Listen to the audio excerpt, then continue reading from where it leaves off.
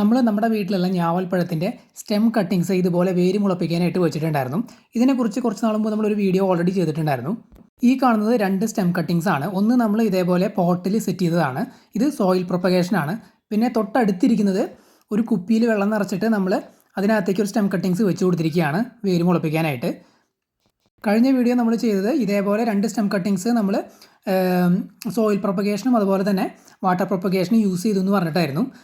ഇന്ന് നമ്മൾ എന്താണ് ചെയ്യാൻ പോകുന്നതെന്ന് വെച്ച് കഴിഞ്ഞാൽ ഇത് നമ്മൾ ചെടിച്ചട്ടികളിലേക്ക്, അതായത് സോയിൽ, ഇപ്പം നമ്മൾ ഈ ഒരു പോട്ടിൽ ഉപയോഗിച്ചിരിക്കുന്നത് സാൻഡാണ്. ജസ്റ്റ് വേര് മുളപ്പിക്കാൻ വേണ്ടിയിട്ടായതുകൊണ്ട് നമ്മൾ സാൻഡാണ് ഉപയോഗിച്ചത്. ഇനി നമ്മൾ പ്രോപ്പറായിട്ട് തന്നെ അത് നമ്മുടെ സാധാരണ സോയിലിൽ ചെടിച്ചട്ടികളിലേക്ക് ട്രാൻസ്ഫർ ചെയ്യാൻ പോവുകയാണ്. അതാണ് ഇന്നത്തെ വീഡിയോ.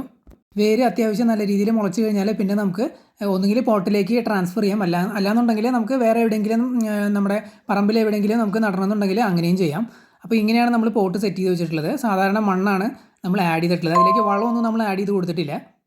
നമ്മൾ കഴിഞ്ഞ വീഡിയോയിൽ പറഞ്ഞിട്ടുണ്ടായിരുന്നു, നമ്മൾ ഫിഷ് ടാങ്കിലെ വെള്ളമാണ് ഇവർക്ക് ഈ ചെടികൾക്ക് ഒഴിച്ചു കൊടുക്കുന്നത്. സ്പ്രേ ചെയ്ത് കൊടുക്കുന്നതും ആ വെള്ളം തന്നെയാണ്. കാരണം ഫിഷ് ടാങ്കിലെ വെള്ളം നല്ല രീതിയിൽ ന്യൂട്രീഷ്യസ് ആണ്. അതിനകത്ത് നൈട്രേറ്റ്സ് ഒക്കെ ധാരാളം ഉള്ളതുകൊണ്ട് പിന്നെ വേറെ പ്രത്യേകിച്ച് നമുക്ക് വളവും കാര്യങ്ങളൊന്നും ആഡ് ചെയ്ത് കൊടുക്കേണ്ടി വരുന്നില്ല. അപ്പോൾ നമ്മൾ പോട്ടിൽ വെച്ചത് നമ്മൾ പുറത്തേക്ക് എടുത്തിട്ടുണ്ട് കേട്ടോ. അതിനകത്ത് അത്യാവശ്യം നല്ല രീതിയിൽ തന്നെ വേര് മുളച്ചിട്ടുണ്ട്. നമ്മൾ മണലാണ് ആഡ് ചെയ്ത് കൊടുത്തിട്ടുണ്ടായിരുന്നത് ഈ ഒരു വേര് മുളപ്പിക്കാനായിട്ട്.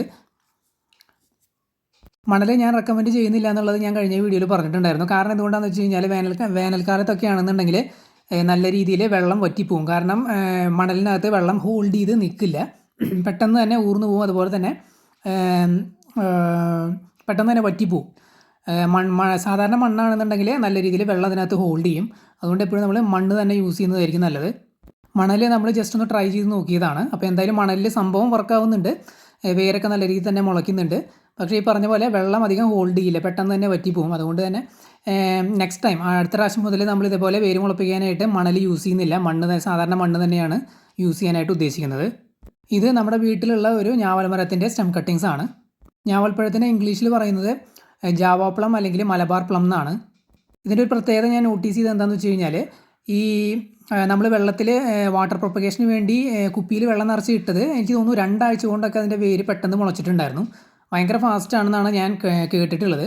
അതുപോലെ തന്നെ ഈ ഞാവൽപ്പഴത്തിൻ്റെ ഈ മരത്തിൻ്റെ ഗ്രോത്തും വളരെ ഫാസ്റ്റാണെന്നാണ് പറയപ്പെടുന്നത്. ഒരു വർഷം കൊണ്ടൊക്കെ പെട്ടെന്ന് തന്നെ ഹൈറ്റിലേക്ക് വളർന്നെത്തും. അപ്പോൾ നിങ്ങളുടെ വീട്ടിൽ ഇതുപോലെ ഞാവൽപ്പഴത്തിൻ്റെ മരമൊക്കെ നിൽക്കുന്നുണ്ടെന്നുണ്ടെങ്കിൽ ഇതുപോലെ സ്റ്റെം കട്ടിങ്സ് എടുത്തിട്ട് നിങ്ങൾക്ക് സോയിൽ പ്രൊപ്പഗേഷൻ ചെയ്യാം, അല്ലാന്നുണ്ടെങ്കിൽ വാട്ടർ പ്രൊപ്പഗേഷൻ ചെയ്യാം. എന്നിട്ട് വേര് മുളപ്പിച്ച് നമ്മുടെ ഇഷ്ടാനുസരണം നമുക്ക് തൈകൾ മുളപ്പിച്ച് ഉണ്ടാക്കാവുന്നതാണ്. പിന്നെ ഇതുപോലെ നമ്മൾ വാട്ടർ പ്രൊപ്പഗേഷന് വേണ്ടിയിട്ട് ഇതുപോലെ കുപ്പിയിൽ വെള്ളം നിറച്ച് നമ്മൾ അതിലേക്ക് സ്റ്റെം കട്ടിങ്സ് ആഡ് ചെയ്ത് കൊടുക്കുന്ന സമയത്ത് ഈ വെള്ളം നമ്മൾ 2 ആഴ്ച കൂടുമ്പോഴൊക്കെ മാറ്റി കൊടുക്കുന്നത് നല്ലതാണ്. പിന്നെ ഇത് വെക്കുന്ന സമയത്ത് നമ്മൾ ഷെയ്ഡിന് കീഴിൽ വേണം വെക്കാനായിട്ട്, ഡയറക്റ്റ് സൺലൈറ്റിൽ വെക്കാനായിട്ട് പാടില്ല.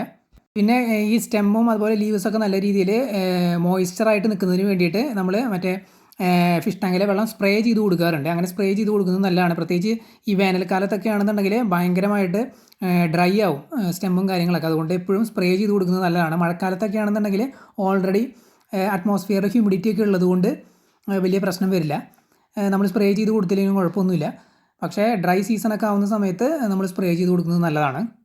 അപ്പോൾ ഇത് നമ്മൾ ഇങ്ങനെയാണ് മണ്ണ് നിറച്ച ചട്ടിയിലേക്ക് മാറ്റി ട്രാൻസ്ഫർ ചെയ്തിട്ടുള്ളത്. ഇനി ഇതേപോലെ തന്നെ നമ്മൾ ഷെയ്ഡിൽ തന്നെയാണ് വെക്കാനായിട്ട് പോണത്. എന്നിട്ട് പിന്നെ നമ്മൾ ഡെയിലി വെള്ളം സ്പ്രേ ചെയ്ത് കൊടുക്കും. പ്രത്യേകിച്ച് ഇപ്പോൾ വേനൽക്കാലം ആയതുകൊണ്ട് ഡെയിലി നമ്മൾ സ്പ്രേ ചെയ്ത് കൊടുക്കുകയും ചെയ്യും. അതുപോലെ തന്നെ കടഭാഗത്ത് വെള്ളം ഒഴിച്ചു കൊടുക്കുകയും ചെയ്യുന്നുണ്ട്. രണ്ടും നമ്മൾ ഫിഷ് ടാങ്കിലെ വെള്ളമാണ് യൂസ് ചെയ്യുന്നത്. ഇത്തരത്തിൽ നമ്മൾ ചെടിച്ചട്ടികളിലേക്ക് മാറ്റിയതിന് ശേഷമുള്ള അപ്ഡേറ്റും കാര്യങ്ങളൊക്കെ നമ്മൾ വരും വീഡിയോകളിലൊക്കെ ആയിട്ട് നമ്മൾ ചെയ്യുന്നതായിരിക്കും.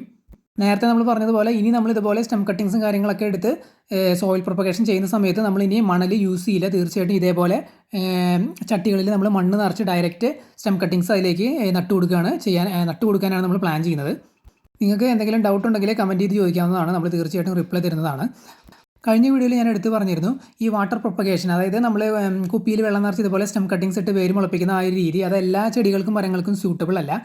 സോഫ്റ്റ് വുഡ് അതുപോലെ തന്നെ സെമി ഹാർഡ് വുഡ്, ഈ 2 കാറ്റഗറിയിൽ പെടുന്ന മരങ്ങളോ ചെടികളോ ആണെങ്കിൽ മാത്രമാണ് അത് വാട്ടർ പ്രൊപ്പഗേഷന് സ്യൂട്ടബിളായിട്ട് വരുന്നത്. അല്ലാത്തതൊന്നും ഇതുപോലെ നമ്മൾ വെള്ളത്തിൽ ഇട്ട് വെക്കുകയാണെന്നുണ്ടെങ്കിൽ വേര് മുളക്കില്ല. എന്തെങ്കിലും ഡൗട്ട് ഉണ്ടെങ്കിൽ കമൻറ്റ് ചെയ്ത് ചോദിക്കുക. അപ്പോൾ നമ്മുടെ വീഡിയോയുടെ അവസാനിക്കുകയാണ്. വീഡിയോ എല്ലാവർക്കും ഇഷ്ടപ്പെട്ടു എന്ന് വിചാരിക്കുന്നു. പുതിയൊരു വീഡിയോ ആയിട്ട് നമുക്ക് വീണ്ടും കാണാം.